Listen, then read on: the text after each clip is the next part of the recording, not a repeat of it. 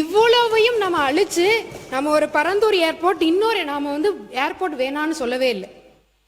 இன்னொரு இடத்த நாங்க இந்த மாதிரி அதுவும் அது ஒரு சரிவான இருக்கிற ஒரு விளைநிலம், அந்த இடத்துல நீங்க எவ்வளவு தூரம் மண்ணை போட்டு இன்னொரு ஒரு ஏர்போர்ட்டை நீங்க கொண்டு வருவீங்க? இதே இது கொச்சின்ல நடந்தது. இதனால 14 நாள் வந்து அந்த ஏர்போர்ட் வந்து பூட்டி கிடக்கப்பட்டது. இதே மாதிரி ஒரு விளைநிலத்தை கொண்டு வந்து அந்த ஏர்போர்ட் 14 நாள் பூட்டி கிடந்தது. இது மட்டும் இல்லாம இன்னைக்கு எங்களுடைய மாண்புமிகு முதலமைச்சர் அன்னைக்கு ராகுல்ன்ற ஒரு பையன், இந்த பையன் அன்னைக்கு ஒரு பேட்டி கொடுத்திருந்தாங்க. எங்களுக்கு பரந்தூர் விமானம் வேண்டாம், நாங்க என்ன அந்த விமானத்துல பறக்கவா போறோம் அப்படின்னு எங்களை காப்பாத்துங்கன்னு ஒரு வார்த்தை சொன்ன அந்த ஒரு வார்த்தைக்காக இன்னைக்கு இந்த அறிவிப்பு மக்கள் கொண்டாடுறாங்க.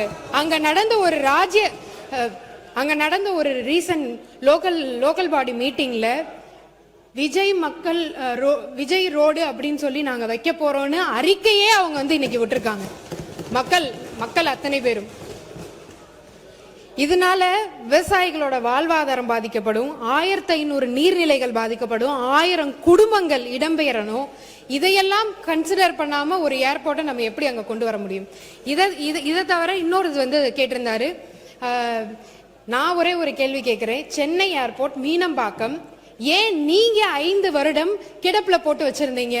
மேல இருந்து சென்ட்ரல் கவர்மெண்ட் உங்களுக்கு அன்னைக்கே அப்ரூவல் கொடுத்திருந்தாங்க. நீங்க ஏன் 5 வருஷம் அதை சும்மாவே வச்சிருந்தீங்க? உங்களுக்கே தெரியும் பரந்தூர் ஏர்போர்ட் வந்ததுன்னா இன்னும் 5 வருஷம் ஆகும்னு.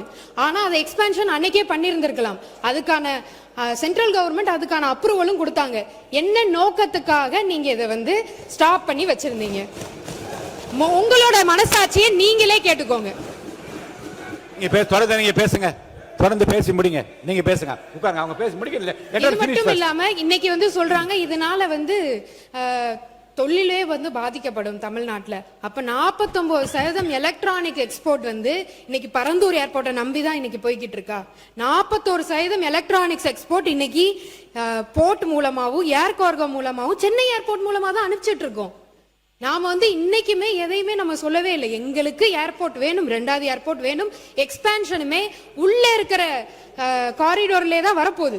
அந்த எக்ஸ்பேன்ஷன் ஏதோ அவர் சொல்றாரு எதையோ இடிச்சிட்டு நம்ம வந்து ரன்வே பண்ண போறோம்னு. அப்படியெல்லாம் கிடையவே கிடையாது. அதுக்காக ஏர்போர்ட் அத்தாரிட்டி இந்தியா வந்து ஏற்கனவே வந்து T5 முனையத்தின் பயணிகள் முனையம் வந்து உத்தேசிக்கப்பட்டிருக்கு. அதே மாதிரி T5 முனையத்தின் புறவழி சாலை, தாம்பரம் மதுரவாயில் சாலை அமைக்க மாநில அரசின் அனுமதியும் ஒத்துழைப்பும் கோரி உள்ளது.